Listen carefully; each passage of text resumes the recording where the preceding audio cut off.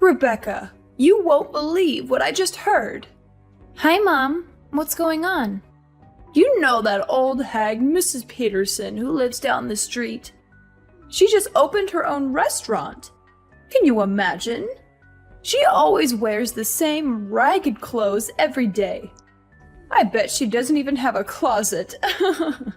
How did she get the money to start a restaurant? Something smells fishy here. Maybe she was involved in some shady business.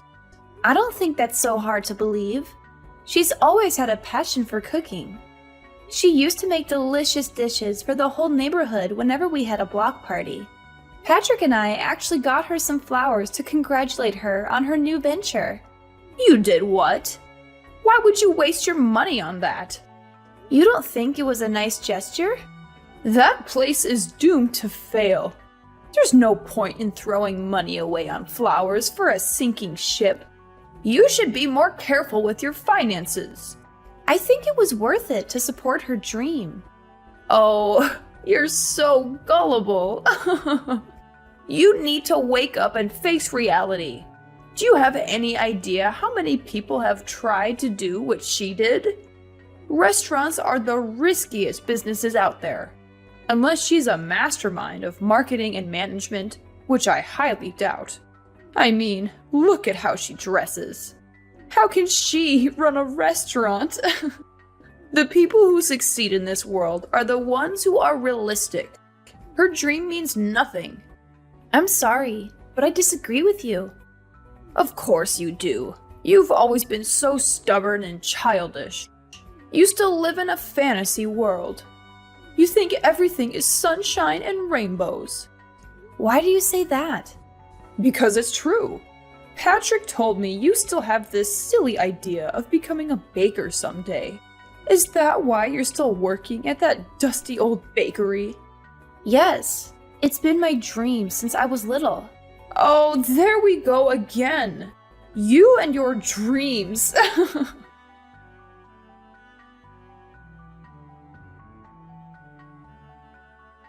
So you probably told yourself, when I grow up, I'm going to be a famous baker and make the world a better place with my bread, right? Seriously, what world are you living in? You're an adult now. Grow up. It's humiliating. Why is it humiliating to have a goal in life? Because you live in the real world. People who chase their dreams are fools. You should learn from Patrick. He wanted to be an astronaut when he was young, but he smartened up and realized that was impossible. So now he works at a bank like a sensible adult. Get out of this fairy tale you're trapped in. The world doesn't need more dreamers who are clueless about reality. I'm so proud of my son for making the right choice and getting a real job. I boast about him to all my friends. Yeah, Patrick is a real hard worker. You have every reason to be proud of him. He's a wonderful husband, and I know he makes you happy. But we're talking about different things here. No, we're not. Your ignorance is a serious problem. Here's some harsh truth for you. You're an embarrassment to this family. What? I really tried to get Patrick to marry someone better. Like that lovely girl Taylor, who lives nearby. She works at the bank with him, you know. Yeah, I know her. We've invited her over for dinner before. She's beautiful and smart. She's the perfect woman for my son to call his wife. You agreed to our marriage, didn't you? You've never mentioned anything like this to either of us before. I had no choice. Patrick made me promise not to say anything about it to you. You two reconnected at your class reunion, right? I thought for sure your relationship would die out in a few months. So you gave us your blessing because you thought it was going to end soon? Of course I did. Do you even know how high the divorce rates are in this country? I figured I'd let Patrick have his fun with his little old flame. I assumed he'd get tired of you soon and dump you. I can't believe this. Do you realize how awful what you're saying is? I'm just being honest. I'm telling you for your own good. You better find someone else before your marriage falls apart. I mean, you're too busy making bread or whatever. So I doubt you'll ever find someone as amazing as Patrick. Sorry, I'm going to have to end this call now. I have to go to work. Sure, have fun working at that musty old bakery. Watch out for the flour. It might get in your eyes.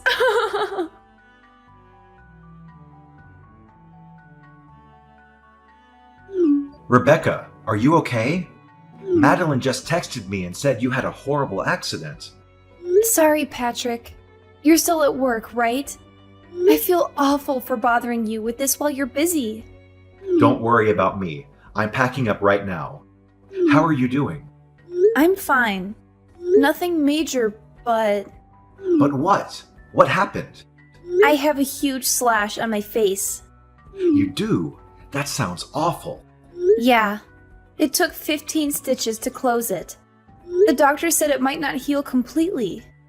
I'm going to look like a pirate when it heals. I'm glad you're still able to joke about it, but you're not in any trouble, right? You don't have any broken bones or anything? No, I'll be okay. The doctor said I was fortunate. Okay. I was so worried when I got the message. I'll probably get to the hospital in about 2 hours. I hope I can make it before the visiting hours are over. Thank you. I really want to hug you. Oh, and my mom's coming with me. She said she wants to see how you're doing too and visit you. Really? She said that?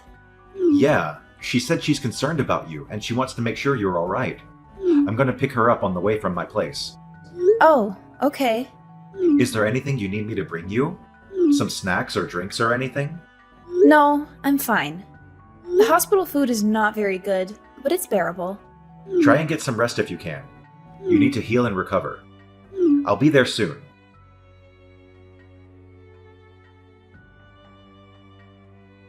Hey, Mom. Thanks for coming to visit me today. Is everything okay, though? You left pretty quickly. Could you blame me? Your face is totally mangled. What? Sorry I left so soon. I thought I was going to pee my pants from laughing so hard. Are you serious? You look like a total freak. I'm going to call you Frankenstein from now on. The only redeeming quality about you was your face, but that's obviously no longer true. How awful. What's your problem? How could you say that? I don't feel ashamed at all about what happened to me or how I look. Sure, tell yourself. Whatever helps you sleep at night. I bet you're still in shock. You haven't fully accepted that it looks like you're wearing a Halloween mask. You don't need to insult me. I know you hate me. You've made that very clear to me many times. No matter how much you belittle me, I'm not going to divorce Patrick. Please get that thought out of your head. It doesn't matter what you think. I wonder what Patrick thinks about his new homely wife. He said he loves me and he's here for me. I'm not too sure about that. Didn't you see the look on his face when he saw you? It's only a matter of time before he kicks you to the curb. I don't think so. It's a fact. He was speechless when he saw you. Right when he saw you, he knew you two were done. Who would want to be married to someone who looks like they have a zipper on their face? Alright, I'm done having my fun. This is the perfect opportunity for you to get a grip on reality. Give up on trying to stay married to Patrick. Let him go. He needs to find someone beautiful with a good job. Someone like Taylor. Absolutely not. I'm not agreeing to a divorce, no matter what you say. You're feisty, aren't you? I get it. You're hanging on for dear life because you know no one else is going to want you. I don't care about that, though. I want you gone by the end of the month. If not for anything else, I just really don't want to see that disfigured face of yours. Shut your wretched mouth, you pathetic excuse for a human being. Excuse me? You're a complete and utter disgrace. Is that how you treat Rebecca when I'm not around? Patrick? Yeah, it's me. Oh my god! How? Aren't you home already? We both left at the same time. There was something I forgot to tell Rebecca, so I went back up to her room. I found her crying her eyes out. When I asked her what happened, she showed me her phone.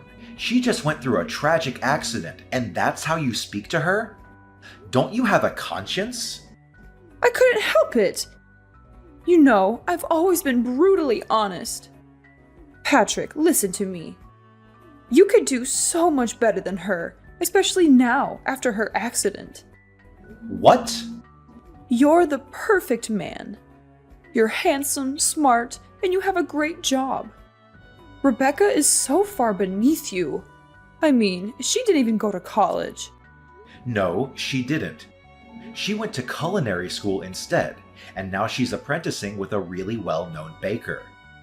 What's the problem? You can get any woman on the planet. Why would you stick with her? Taylor, for example. Taylor? I've always said you two would make a great couple. She seems like she'd be a much better wife than Rebecca. Wow, you were serious about that? Of course I was.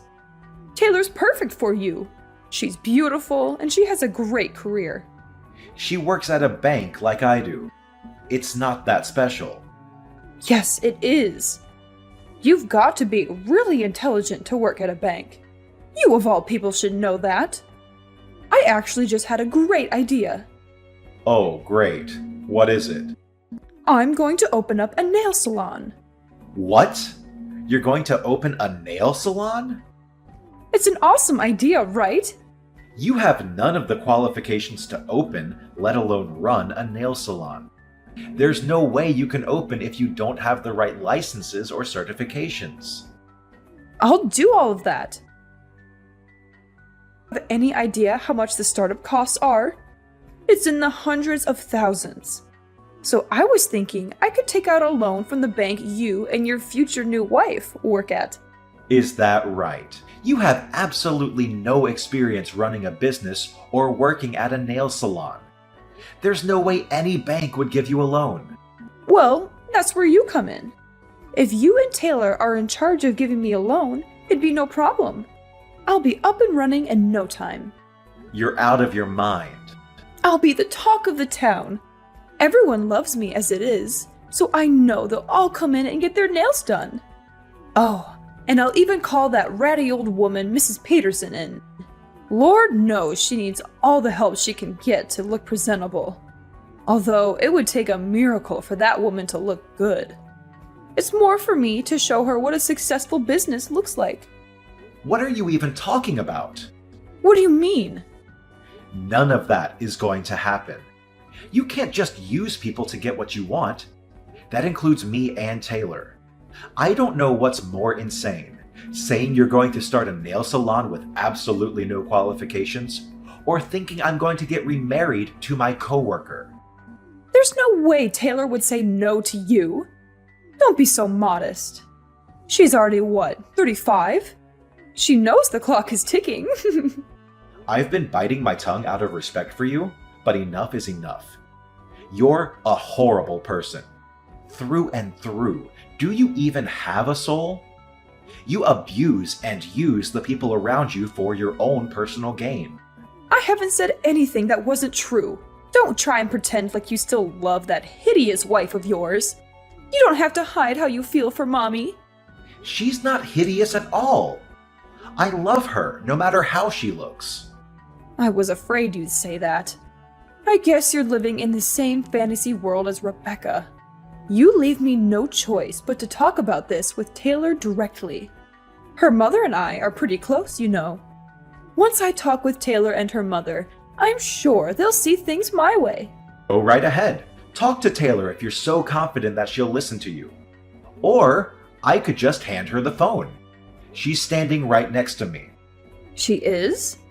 I'm not sure it would be a good idea, though. She's disgusted with how you've been talking about other people, especially to the person who saved her son's life. She has a son? But she lives alone. And who saved her son's life? Yeah, she got divorced a while ago. She has a son who lives with his father.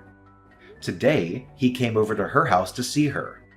Rebecca ran into her and her son at the park today. While they were talking, her son ran out into the street and nearly got hit by a car. Rebecca ran out in the street and pushed him out of the way. That's how she got hurt.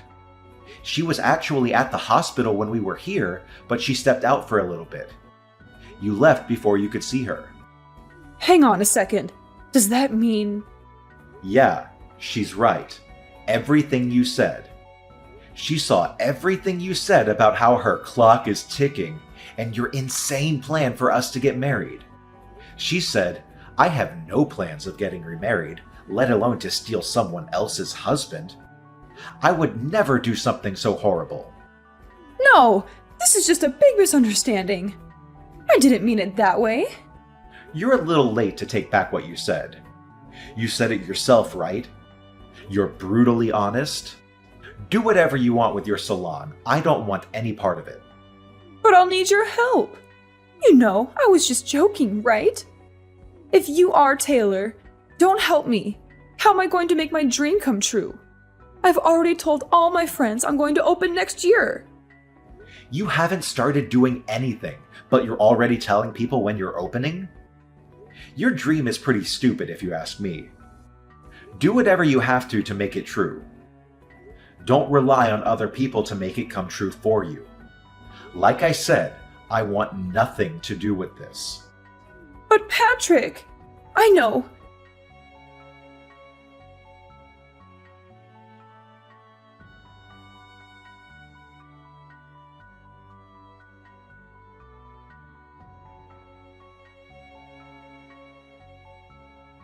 Just give the phone back to Rebecca.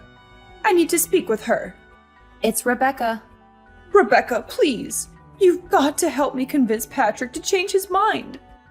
Change his mind about what? Oh, yeah, that's right. You mean change his mind about divorcing me so he can marry Taylor and they can both give you a sketchy loan so that you can open a nail salon? Did I get that right? Yes, please. He's not listening to me. You have a dream too, don't you? You should know more than anyone how important it is to make your dreams come true. If you really believe that, you'll help me get Patrick to give me the money I need. That's right. I do have a dream. A dream that you called stupid and a waste of time. I very clearly remember you saying people who chase their dreams are idiots. So what does that make you? I was just, You're the biggest hypocrite I've ever met. You insult me and call me stupid for having a dream. Then you whine and complain when you can't manipulate people to make yours work. Not to mention, you only want this salon for the popularity and to rub it in Mrs. Peterson's face. You have no idea what you're talking about. Sure, you may think my face is hideous, but you're hideous on the inside, and that's much worse. I'm not embarrassed about the way I look at all. I'm a strong, confident person. I'm not going to let this bring me down. The only thing I've ever been embarrassed about is having a mother-in-law that is spiteful and looks down on others. I'm so thankful that Patrick has decided to cut all ties with you. I don't need a soulless person like you in my life. What do you mean by cut ties? He wouldn't really do that, would he? Why don't we all take a deep breath and talk about this once we've calmed down? It's late. I'm sure you're exhausted from your horrific accident. Let's wait a few days, and then we can all sit down and talk it out like a family. I'll tell you all about my plans for my salon. Hang on a sec. Didn't you say you hated people who go on and on about their dreams? I couldn't care less about your empty dream. Maybe you should get a grip with reality. You're not a child anymore. And you haven't been for a very long time.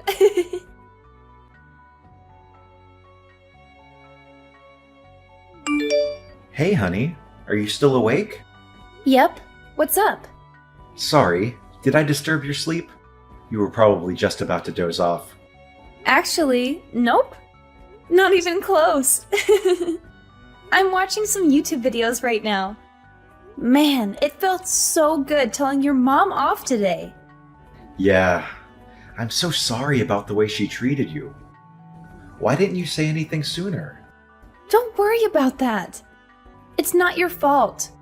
You had enough on your plate already, so I just sucked it up. But I should be the one saying sorry to you. I was too reckless, and now I have this huge scar on my face because of it. I'll wear a mask when we go out so people don't have to see your monster wife. You're not a monster. You're a hero. You saved a kid's life. If anything, I'm more impressed by you than ever before. Aw, well, thank you. I love you too. I wish I could have given my mom a piece of my mind face to face. I just drove to her house to yell at her, but ended up just sitting in my car and then turning back. Why? What happened? Promise you won't laugh at me? I pulled up to her house and sat for a bit to think about exactly what I was going to say to her. But all I could think about was you. You worked so hard to pursue your dream. You put your life on the line for a stranger. And you're such a loving wife. I got really emotional after that. I didn't have the courage to go and confront her. Really? You got emotional? You didn't even cry on our wedding day. I know. I just realized how blessed I am to have you as my wife, which makes me hate my mother even more for the way she treated you. It's fine. I'm a strong woman. I can take it. I'm so happy that you're my husband. I was afraid maybe you'd actually listen to your mom and dump me. Absolutely not. I've loved you every day since I first saw you in middle school. Nothing's going to change that. Aww, that's so cute. We have enough money saved up, don't we? It's time. Time for what? I remember you said you're ready to be your own boss. What are you talking about? I found a place near the beach for a steal. We just have to do some minor fixes on the inside, but it looks really cozy. The rent is super cheap, and the location is amazing. You've always said you wanted to open a bakery by the sea, didn't you? What? Are you serious? How long have you been looking for places? But by the beach? We live in the city. The nearest beach is like 3 hours away. If I opened up my own bakery, you'd have to quit your job. I know, and I'm totally fine with that. That was never my dream job anyway. I only took that job because the salary was crazy good. I wanted to make money fast and get out of there. What matters more is making your dream come true. Are you sure? Like, really, really sure? I always respected your love for baking. Ever since you told me all those years ago, I loved that you never gave up on your dream, even when we met again at the class reunion. I've worked so hard to help you make it possible. You're an amazing person, Rebecca. I love you. Oh my god! You're making me tear up right now. Thank you so much. You won't be disappointed. I know you won't. It's not just your dream anymore. It's our dream.